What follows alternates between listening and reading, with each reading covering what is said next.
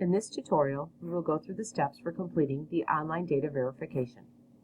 From a school or district webpage, locate the Skyward Family Access button and click. This will take you to the logon screen. At the Skyward logon screen, enter your Family Access username and password.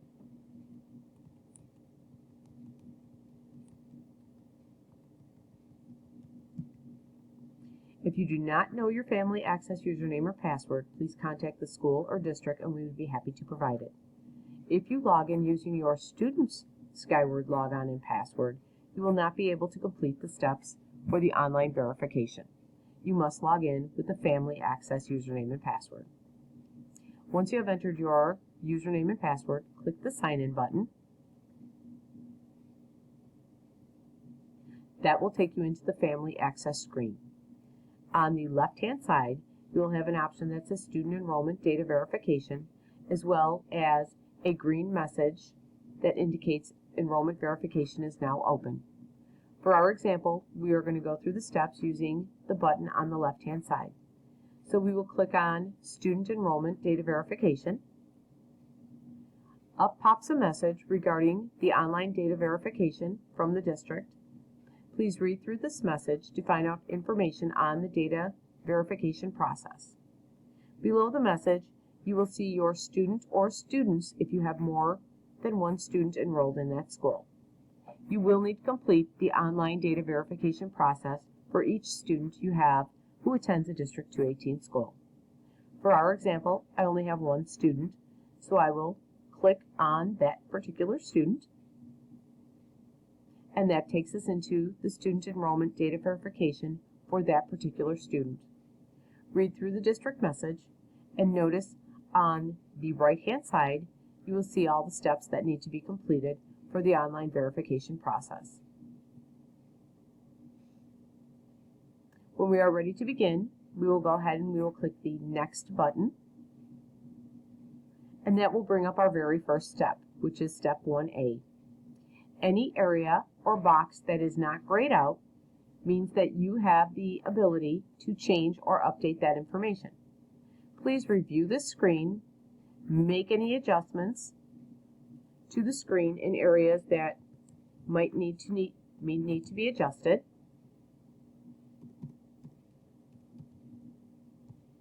Once you have verified or made any adjustments, click on the button that says Complete Step 1A and move to 1B. Step 1B is the family address. Notice that the entire screen is grayed out.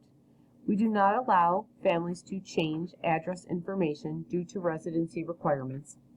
If you notice that we have your address incorrect or it needs an adjustment, please contact the school's main office and they would be happy to help you. Once you have verified your address, go ahead and click Complete Step 1B and move to 1C. On the Family Information screen, please make any updates or adjustments to the guardian phone number, email address, relationship, and home language. Please pay special attention to this Family Information screen. Make sure that we have a current primary phone number, cell phone number, and email address.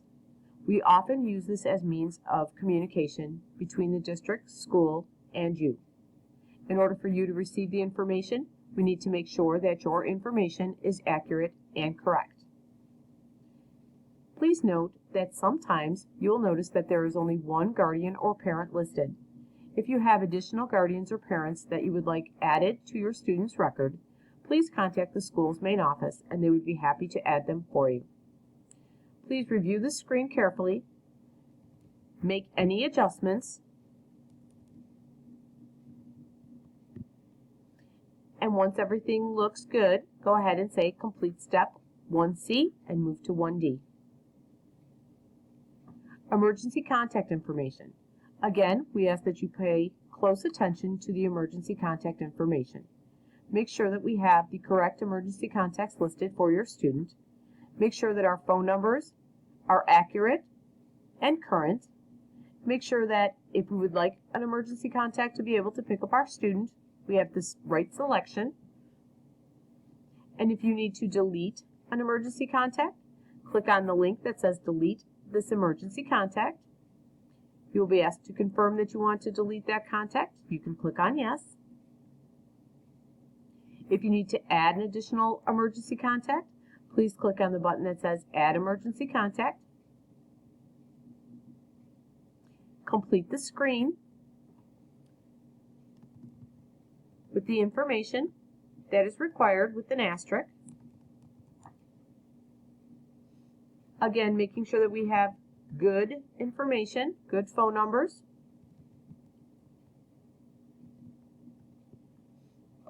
Once you have added your emergency contact information, click on your Save button.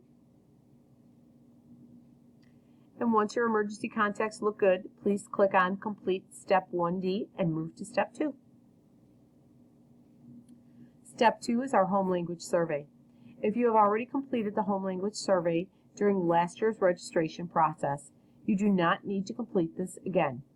You can go ahead and complete Step 2 and move to Step 3. If you are a freshman family or a new student to District 218, you are required to fill out the home language survey. Please answer the questions using the drop-down to select the appropriate language.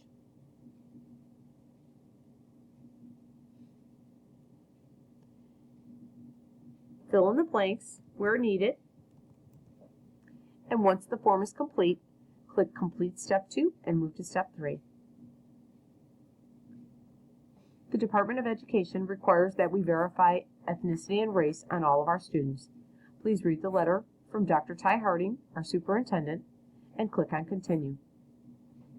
Verify that the information regarding your student's ethnicity and race is correct. If you need to make any adjustments, please do so. Once completed and verified, click on Complete Step 3 and move to Step 4. For the Student Discipline Handbook, please read through the information, and in order to complete this step, you must click on the link Student Discipline Handbook, which will open the Discipline Handbook in a PDF format. You'll need to read through this information. Once you have read through it, click on the X in the top right for the PDF. Then you will be allowed to complete Step 4 and move to Step 5. District Code of Conduct. Please read through this information. Again, you will be required to click on the District 218 Code of Conduct link, which will open the Code of Conduct in a PDF format. Read through the information. Once you have read through the information, click the X in the top right corner to close the PDF. Complete Step 5 and move to Step 6. Internet, Email, and Computer Usage Agreement. Go ahead and read through this information. Again, you will need to click on the link that says Internet, Email, and Computer Use Agreement.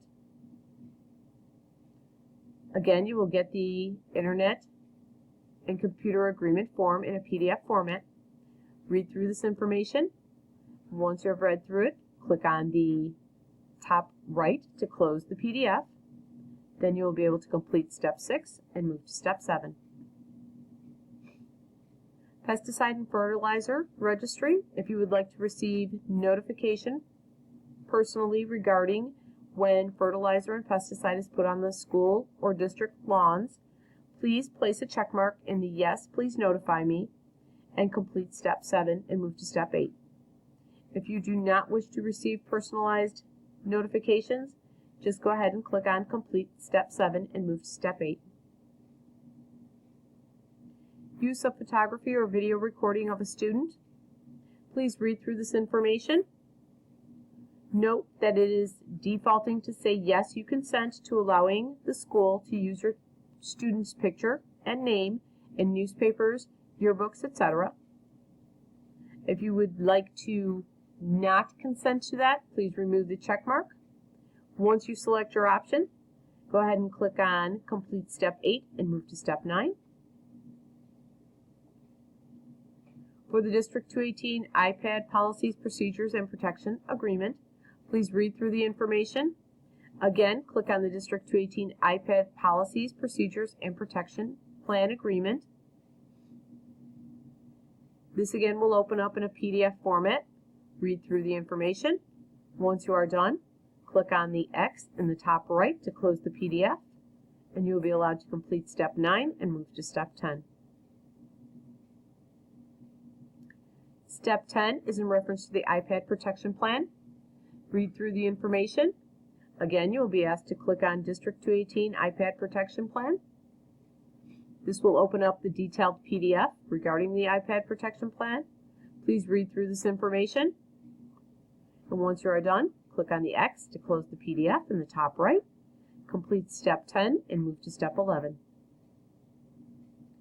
Step 11 allows you to enroll in the iPad Protection Plan. Read through the information. Decide if you want to enroll your student's iPad in the District 218 Protection Plan, or if you choose not to enroll your student in the iPad Protection Plan. Make your selection, and then complete Step 11 and move to Step 12. Once you get to Step 12, each of the 11 steps should be marked completed and time and date stamped. If you notice anything does not have a time and date stamp or has red and says incomplete, you will need to revisit that step and see what needs to be completed on that step in order to move forward. Once all 11 steps have been marked as completed and time and date stamped, remember to click the Submit 2017-18 Student Enrollment Data Verification. Once you click the Submit button, you will receive confirmation that says that your enrollment data verification was successfully completed and submitted, and you will also receive an email to the email address we have on your student's information record. If you have any questions or trouble, please let the school or district know, and good luck with the data verification process. Thank you.